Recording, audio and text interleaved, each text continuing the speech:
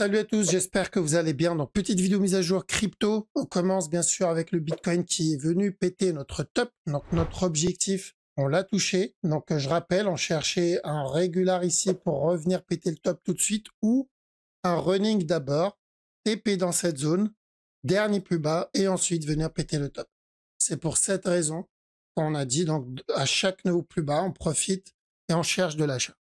Que ça soit pour de l'investissement, pour cumuler ou pour chercher des setups. Donc, on en profite à chaque nouveau plus bas parce que la structure, c'était de l'achat clairement pour une correction 4 heures. Et on est venu péter stop. Donc, on a pris premier TP là et on avait dit le prochain TP, c'est revenir péter ce top là. Donc, c'est fait. Le top est cassé. Donc, c'est très, très important de prendre des TP dans cette zone. D'accord? Parce qu'à partir de cette zone, on va surveiller la réaction qu'on va avoir et cette réaction va nous indiquer si on est en train de terminer l'impulsion 4 heures. Dans ce cas-là, on va avoir un gros drop ou s'il va continuer à push. Si je commence à le voir me donner ce genre de move, c'est qu'il y a un gros drop qui s'annonce. Et s'il explose, voilà, il n'y a pas de raison de sortir. Donc, TP pour se protéger contre le potentiel fin de structure qu'il pourrait faire dans le futur. Break-even, et on laisse le reste, une partie tourner, au cas où il nous donne une grosse impulsion bien plus importante que ça. D'accord? Donc on coupe pas le trade à 100%, ça c'est jamais un truc à faire. On laisse toujours une petite partie tourner, on sait jamais. Donc bien joué à ceux qui ont pris le buy, bien manager le trade, faites très attention. Pas une zone pour rentrer, donc c'est une zone de TP, c'est pas une zone d'entrée, on rentre pas dans un top. D'accord? On rentre pas dans un top. L'opportunité pour rentrer, ça c'est passé maintenant. Petit time frame, on n'a pas grand chose, à part peut-être pour ceux qui veulent trade la structure 15 minutes ou 5 minutes. Tant qu'on reste dans cette zone, pourquoi pas. Là, s'il revient tester les 104 000, ça va devenir un peu plus hardcore. Mais on fait attention. Au-dessus de ce top, on pourrait avoir un petit flat, d'accord, pour revenir péter ce top-là encore une fois. Mais c'est du 15 minutes. C'est important que le mouvement corrige. Donc pour le moment, ça peut être considéré comme une correction, mais si je le vois s'éloigner beaucoup plus, je pense que d'ici le temps qu'on finit la vidéo, peut-être qu'il va l'invalider. Donc revenir tester le top, d'accord? Mais à part ça, il n'y a pas d'achat, on n'a pas de buy pour le moment sur le BTC, c'est déjà parti. Moi, ce que je vous conseille, c'est d'attendre un setup un peu plus grand que la structure 5 minutes ici. Donc 15 minutes, 1 heure, c'est encore mieux. Ceux qui veulent tenter ce flat-là, on peut le tenter, mais à manager en 5 minutes. Car donc stop, break-even et TP 5 minutes. Car c'est très important. Et c'est à tenter que si on pète pas ce bas, c'est important aussi. Hop, celui-là. Donc l'objectif, c'est juste revenir péter le top pour un potentiel regular flat. C'est tout. C'est vraiment de la petite TF. Donc, si vous n'avez pas d'expérience en trading et en petite TF, restez à l'écart. Alors ensuite, on a ETH. Donc ETH, ou connu sous le nom de Papy ETH, parce que ça fait un petit moment qu'on traîne déjà sur cette structure. Je dirais même en weekly, hein, si on regarde bien. Il y a tout qui a me donné quasiment à ETH.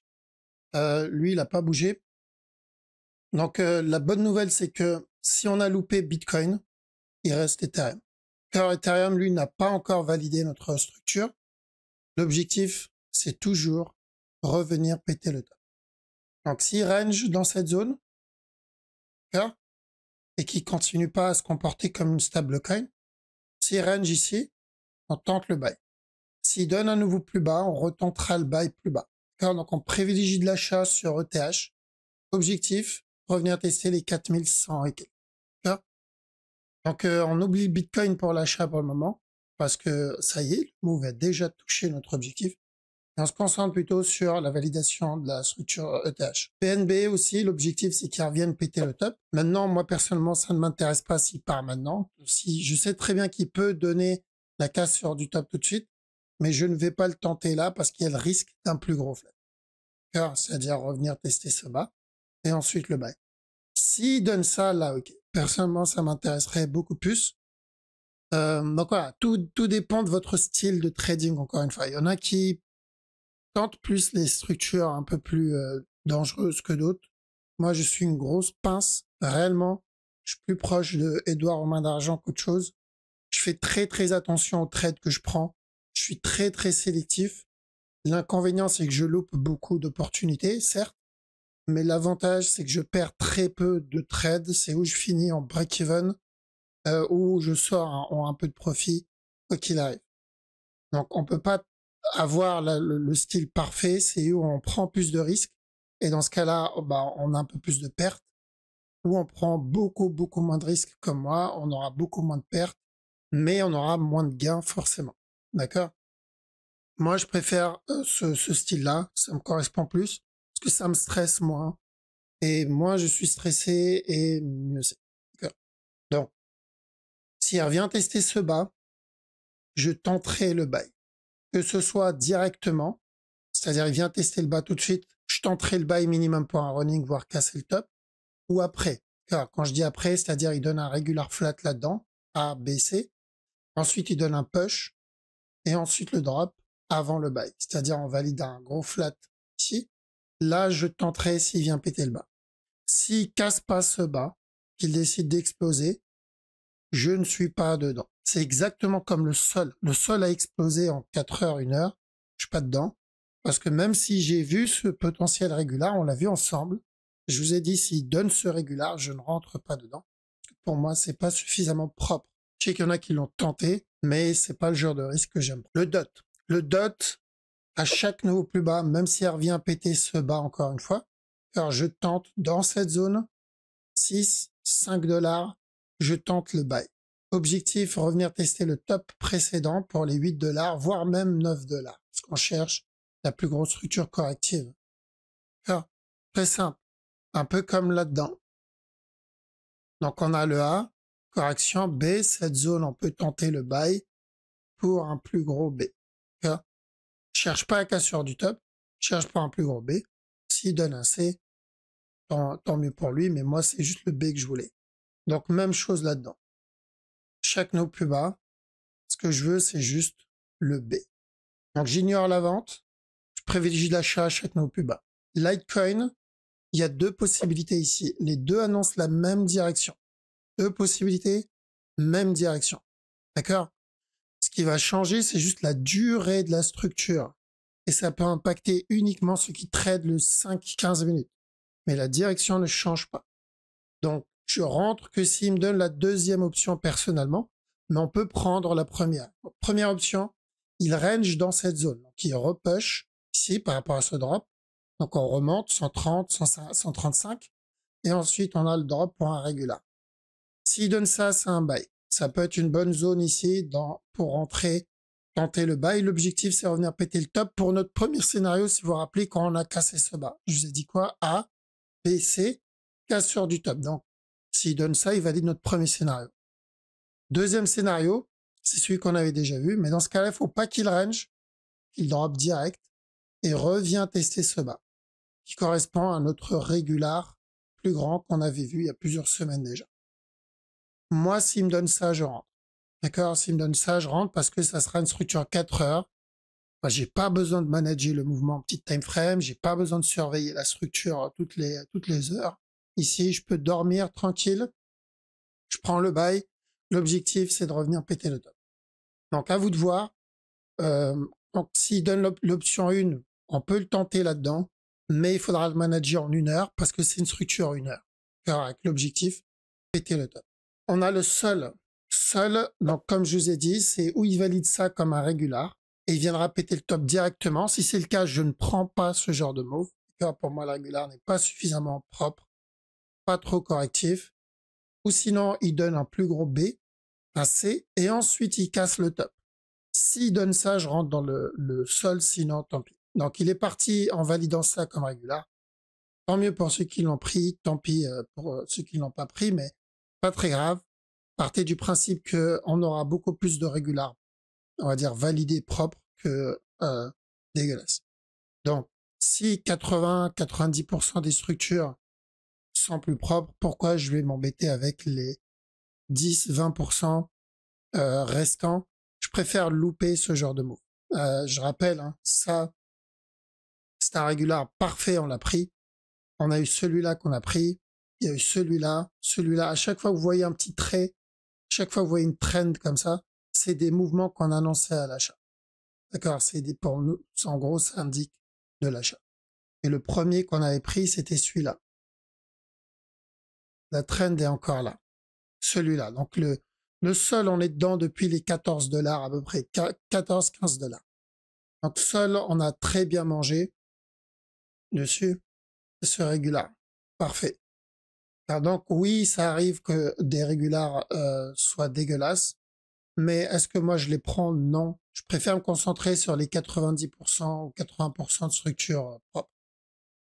Le VET, donc pour le moment, il n'y a pas grand-chose. Le top est cassé, il va falloir attendre autre chose. Donc un autre setup minimum pour cette structure. Donc la correction de cette structure.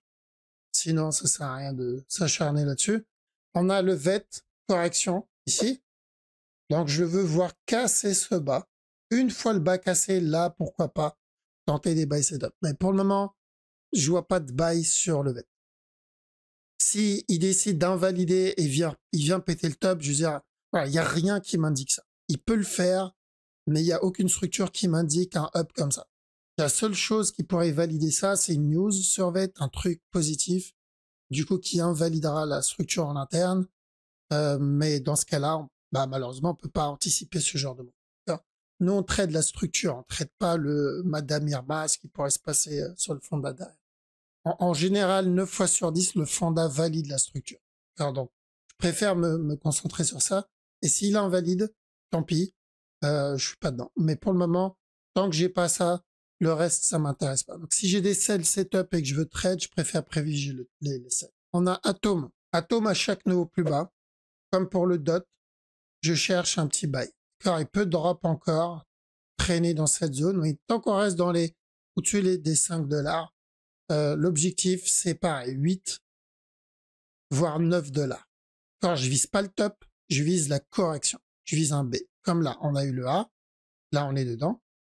Donc, on cherche le B. Quand on cherche le B. Une fois le B validé, on va chercher un C. On cherchera un C. Et là, ça va être intéressant pour le buy. Là, c'est intéressant pour le buy. Un classique, un régular. Donc là, on essaie d'anticiper la correction. Et on termine avec Casper, parce qu'on m'a demandé de le faire aussi. Donc Casper a potentiellement une belle structure en cours. Tout va dépendre de si cette mèche existe ou pas. Donc j'ai pris ce broker, je crois que c'est HTX.